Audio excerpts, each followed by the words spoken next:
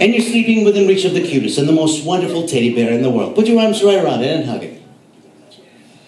Feel how nice and soft it is. The cutest and the cuddliest little thing.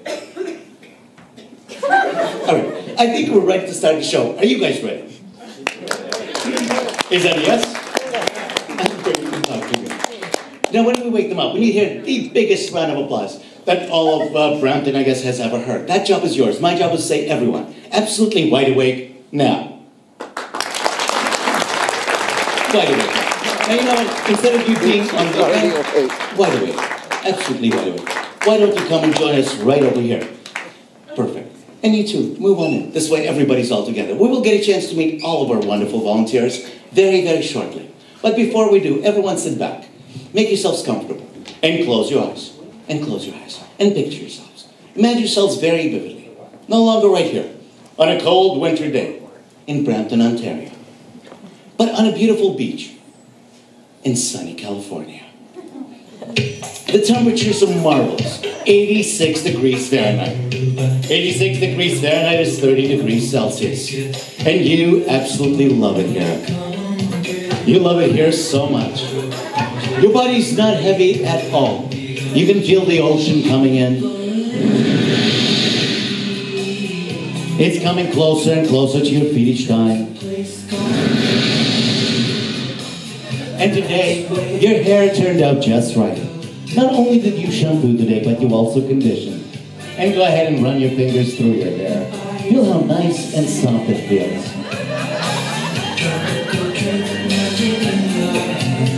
And go ahead and fix your hair right up. Make it look absolutely bitchy. Now this is the life. There's a drink on your right hand side, suntan lotion on the left. And go ahead and reach for that drink on your right hand side and take a sip of it. That bartender is such a good friend of yours. They mix that drink just right, and it's your most favorite drink in the world. They even stuck a little umbrella in your drink because that's the way you like it. And go ahead and take that umbrella and put it right behind your ear. Now this is a life. And today, you are wearing the cutest and the tiniest little bathing suit you could ever find.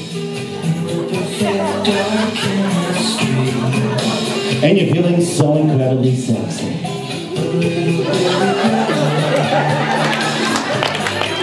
There are people of the opposite sex running around all over the beach, jiggling everything, and I mean everything. There's a couple of them running by, waving at you. They're screaming, "Hey cutie, how you doing?" And way back at them, laughing now. This is life. Now 86 degrees Fahrenheit is 30 degrees Celsius. But for some reason the temperature is starting to climb.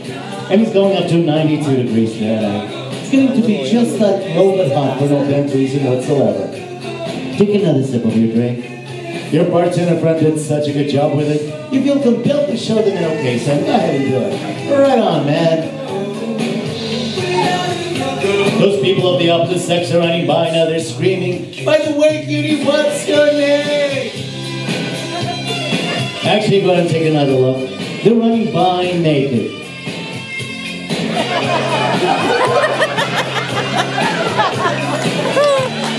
Now the temperature is still going up. It's now 103 degrees Fahrenheit. 114 degrees Fahrenheit.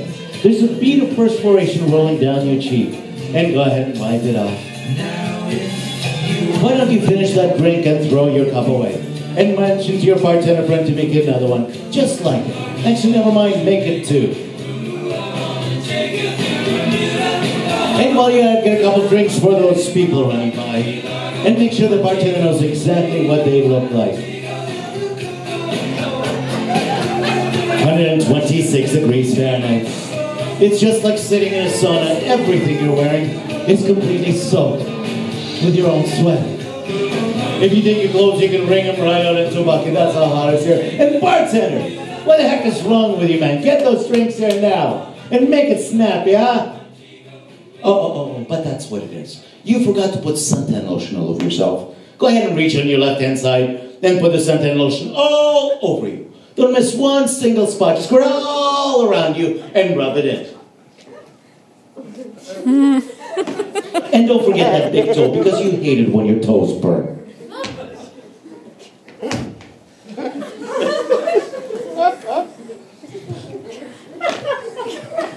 And that person next to you is asking if you wouldn't mind to put some suntan lotion on their back. Of course you don't mind. You've got plenty of suntan lotion. Go ahead and help them out.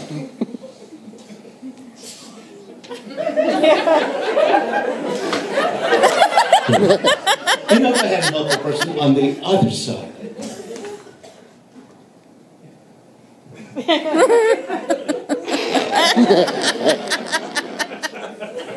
Well, now that we have plenty of suntan lotion on, we are ready to go on a trip. A whitewater rafting trip on the Colorado River. By the way, you're all daredevils. You love this sort of stuff. None of you ever get seasick, and let it sink in. The person I'm touching on the shoulder right now, you're the captain on this trip. You'll tell us where to go, when to row, and how to do it. As a matter of fact, you're the meanest, toughest captain there ever was. And the person I'm touching on the shoulder right now, you're the tour guide. You have learned the history of every place available, and you'll tell us long stories all about it. Now, Captain, are we ready to go? Yes. Excellent. So why don't all of you put on your helmets? They're big helmets. All of you. Put on your life jackets. Strap yourselves in. Safety first. Pick up that paddle or an oar. And Captain, why don't you give us the order to shove off? Shove off. All right, people, start rowing. Let's get ourselves into the middle of this beautiful Colorado River, which incidentally has a lot of history. Tour guide, tell us just a little bit about it. Well, let me help you out. If you take a look on the left shore right now, you will see a bear. Yes, there's a whole bunch of them, but we're in the water, so it's not that big of a deal. The waves are only, 2 and 3 foot high, taking the boat up and down, up and down. Now, Captain, just out of curiosity, how many times have you actually been on this trip? 20. Oh, that's quite a bit. And did anyone ever die under your command? Yes. All right, it's a different type of a job. How did you get this job in the first place? A friend. Oh, I see. That's all you know, people. Yeah, I know, burrito boys. Now, Captain, I don't mean to be a tattletale, but some people on this boat are not rowing. They're slacking off. Row! You tell them. Be a little bit more forceful. Row! Well, actually, Captain, I do know why some people are not rowing. Half the boat is filled with tourists. People who do not speak a word of English. And that's exactly why we brought a translator on board. The person I'm touching on the shoulder right now, you have learned every language available. You learned so many that they ask you to translate for the Olympics. So why don't you tell the Japanese people to row? Watashi wa... Row. And while you're at it, don't forget the Italians, eh? Hey, row, paisano, row. And the Russians. Vodka, if you row.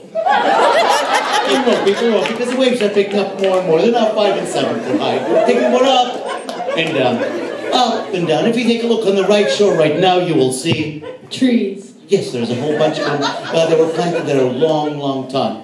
But if you take a look right up ahead, you will see a huge rock. And that rock has a name. Mount Vesuvius. That's right. They call that rock Mount Vesuvius. It was named that by the Indians. The actual Indian name for Mount Vesuvius is...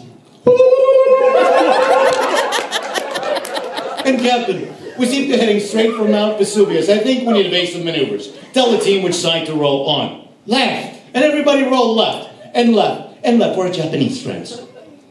Opposite of right.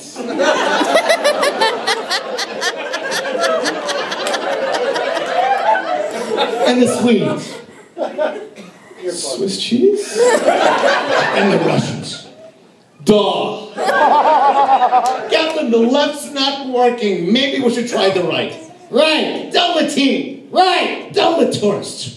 Right, tourist, right. They all speak English these days. And we have just missed the rock named Mount Vesuvius. Oh, great job, team. But don't stop rowing, because the waves are picking up more and more. They're 20 and 30 foot high, taking the boat up and down. Up.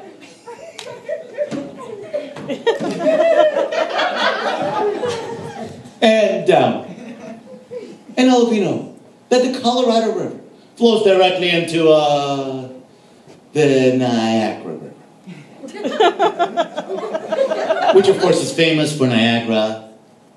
Beer. Yes, at the end of the Niagara River, there's Niagara. Falls. You're absolutely right. And you can actually see Niagara Falls right up ahead.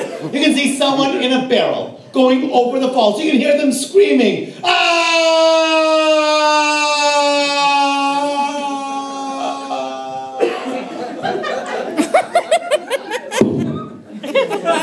Which of course in Japanese means, "Ai!" And Captain, we are going to be next. What do we do now, Captain? Which way should we row? Backwards. Everybody rowed backwards, faster. You saw what happened to the poor Japanese fella.